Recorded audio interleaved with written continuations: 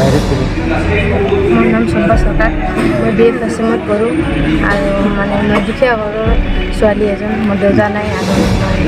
আসাম চৰকাৰ Btr চৰকাৰৰ পৰা আজি চেক পাইছোঁ কিমান টকা চেক পাইছোঁ 5,000 টকা কি কৰিব হৈছে এইটো চেক মোৰ সেকেন্ড সেমটো তাৰমানে এডমিশ্যনৰ কাৰণে মই বহুত কিতাপো ল'ব পাৰিম সেইকাৰণে মই ধন্যবাদ জনাইছোঁ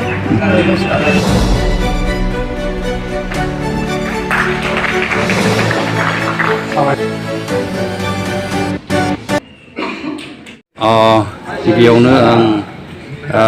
जेनेखि दिनैनि प्रग्राम बे प्रग्रामखौ जाफुंहोनायनि थाखाय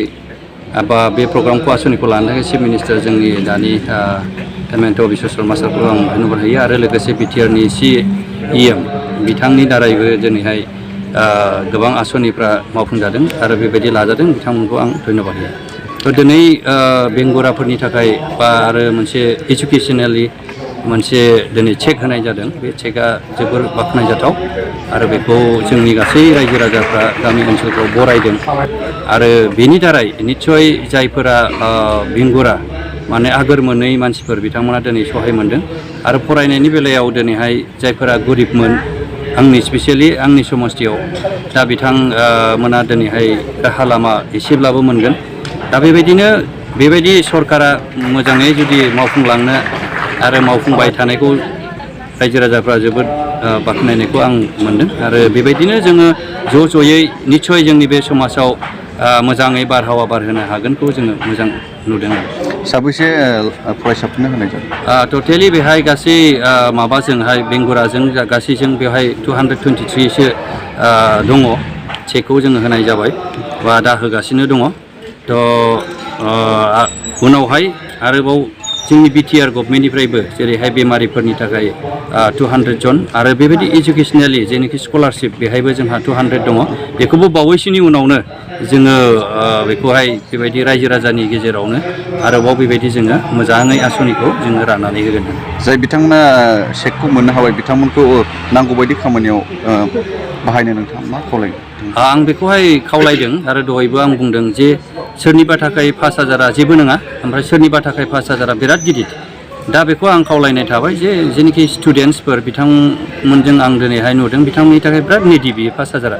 आं बिथांमोनखौ खावलायदों जे लेखा सेखा बायनानै गावनि गोनांथिखौ बायनानै जाहाथे आरोबाव देग्लाय बोसोरजों बाखौहाय बायना लानानै आरो गाव पास खालामनानै नेक्स्टआव आरोबाव गोदानै एचिभमेन्ट लानो हायो आरो जों बेखौनो बुंदों मोजाङै फरायनानै बड'फा सुपार 50आव जाहाथे सेलेक्ट जानानै आरो गोदान माने हप लानानै आरो गिदिर मानसि जाहैयो जों बेखौहाय मोनसे थुलुंगानाय माने जोङो बुंथिनाय जादों नोंथांनि सरकारा गोबां थुलुंगाथाव बाख्नायथाव आसनिफोरखौ लाबाय थादों नाथाय बेरेखा दोलोनि बिथांमोना नोंथांनि सरकारखौ जेबो खामानि मावनो हायाखै होननानै बुंनो सानदों नङा दा बेखौ नेगेटिभ नायोब्ला नेगेटिभ नुगोन पजिटिभ कनसेन्सआव जुदि नायोब्ला पजिटिभआनो बेखौहाय जेरावहाय नोङो बड'फा सुपार 50 जोंखौ बा जोंनि माबायाव लादों बेथ' जोंनि बर' हारिनि गेजेराव हिउमेन रिसोर्सेसआ गोनांथिथार बेखौहाय जोङो मोजांखौ बुंखानांगोन जेनेबा जोङो बे हिउमेन रिसोर्सेस दानायाव गासै जोंनि बड'लेण्ड हालामनि बिटिआरनि सुबुंनानो मोनसे सापर्टिभ माने जोङो मोनदों बे जेनेबा 25% 10% बुंनाया बे बुंखागोनखा खारन बेहाय अनेकथा थायो आरो जेरैहाय बिनि अनगायै जेरैहाय जों दिनैहाय बेमारिनो होदों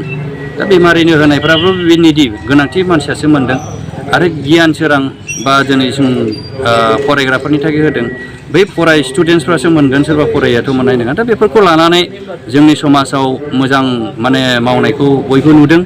आरो बाख्नायदों आरो बेनि अनगायै मन्दिर मस्जिदाव जों होनाय बाथ्रा